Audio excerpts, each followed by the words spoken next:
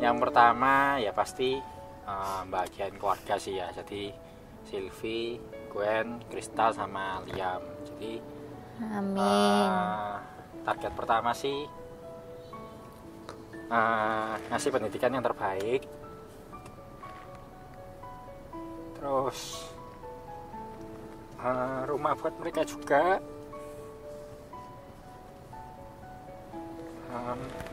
Rumah yang lebih layak lah. Ya intinya ngasih bekal lah buat mereka. Ya. Pergi ke Singapura, saya memang sebelumnya itu 1 tahun lalu memang saya disuruh buat paspor, walaupun impian saya itu mustahil untuk pergi ke Singapura. Jadi saya tetap buat paspor. Saya pun kalau mau buat paspor pun itu harus ke kota dulu. Ke kota dulu itu sekitar ya mungkin 4 jam. 4 jam ke kota untuk ngurus paspor. Dan itu saya nggak tahu itu maksudnya saya bisa keluar negeri atau tidak. Itu anggapan saya sih mustahil. Anggapan saya mustahil. Tapi ya mungkin Tuhan tidak diam. Karena saya buat paspor itu tujuannya sebagai pemacu saya pribadi, karena saya ingin bisa mencapai impian saya untuk pergi ke luar negeri. Nah, salah satunya yang di training SBC tersebut. Jadi memang di tahun ini, di tahun 2019, impian saya untuk bisa ikut SBC pergi ke luar negeri ternyata tercapai. Pertama kali masuk sudah merasa kayak di rumah sendiri, kekeluargaannya dapat, nggak ada ya tekanan juga dari suami, nggak ada maksudnya waktu-waktu gitu, bagi waktu sama anak itu nggak, pasti ada lah. Habis itu nggak lama saya bisa closing. Yang saya berkesan dalam training pertama kali masuk itu sangat berkesan buat saya. Masuk Propnex beda sama training-training sebelumnya yang saya pernah ikut. Uang, tapi ketenangan hidup itu sepertinya tidak ada. Uang dapat puluhan juta, habis langsung dalam sehari. Tapi ketenangan hidup tidak ada. Pulang rumah, berantem sama istri, selingkuh, dan selingkuh. Mabuk, selingkuh. Tapi sekarang setelah saya join Propnex, perubahan, kekeluargaan di sini tekankan. Kekeluargaan, saya sudah nggak ada namanya wanita kedua dan ketiga. Lebih kedamaian hidup, ketenangan lebih saya dapatkan di sini. Pecah ya, apa atasi itu kan susah. Mana tuh? Dari penghasilannya kan, nek ada itu promo, nggak dapat uang, kosong. Kadang antar jauh-jauh, pas promo dapat uang sedikit. Sampai kayak putus asa pokoknya ini. Aku lihat anak 3 ini, tak tegoin di anak 3 ini. Ya kamu sampai mau putus asa dia, kamu enak pergi meninggal. Lah anakmu 3 ini siapa sih ngurus gitu. Kamu meninggal, kamu mati, aku mati. Lah anakmu di mana? Ditaruh di mana anak 3 ini? Sampai gitu loh ini. Akhirnya di Propnex lumayan nih. Ada pergaulan nih, teman-temannya baik-baik. Terus untuk masa depan itu ya rasanya itu ada nih. Untuk kecukupan biaya sekolah, untuk makan, untuk nyewa tempat ini aja bulanan sampai sekarang nih. Tapi ya puji Tuhan ini cukup, dikasih cukup sama Tuhan.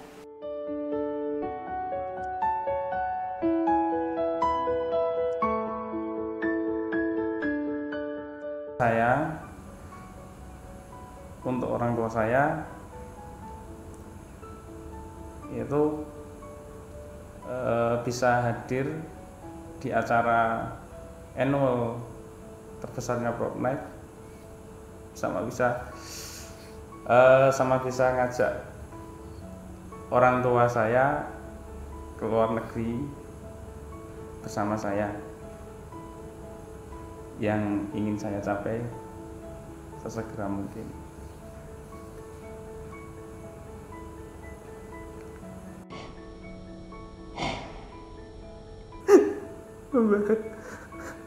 Bikin mereka bahagia.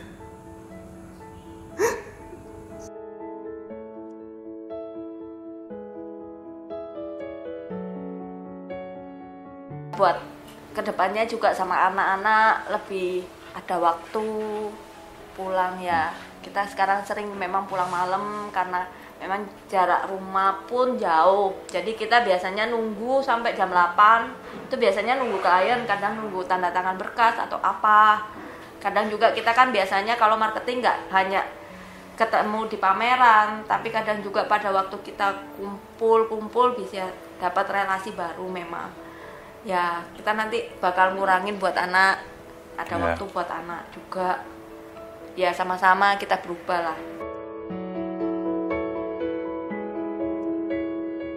Dalam dream board TDE sih ada, dia pengen punya rumah, jadi 1 orang 1 kamar, terus susternya juga satu kamar itu ada susternya juga. Terus pengen ya kalau bisa nyekolahin sampai luar negeri, meskipun nggak semuanya. Terus apa ya? Ya pokoknya yang terbaik lah buat mereka lah.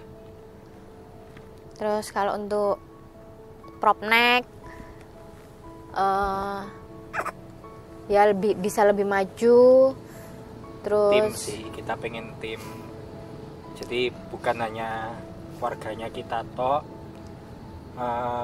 sebagian besar timnya kita itu kita juga udah nganggep mereka kayak family lah ya.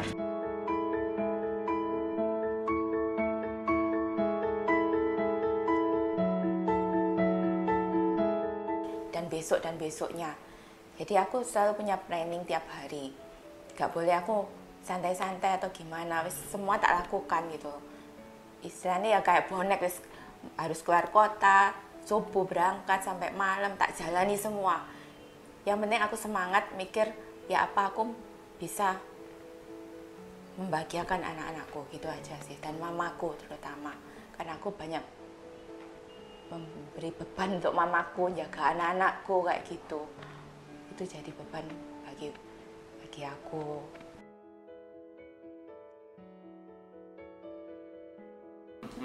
Thank you Mas, sudah support. Mama selalu jaga anak-anak, tak tinggal dari pagi sampai malam. Mama selalu care sama anak-anak. Aku belum bisa membahagiakan Mama, tapi aku akan berusaha lebih, Ma.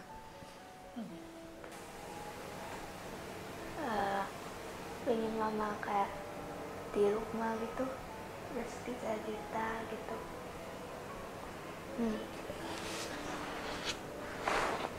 Ya Mama.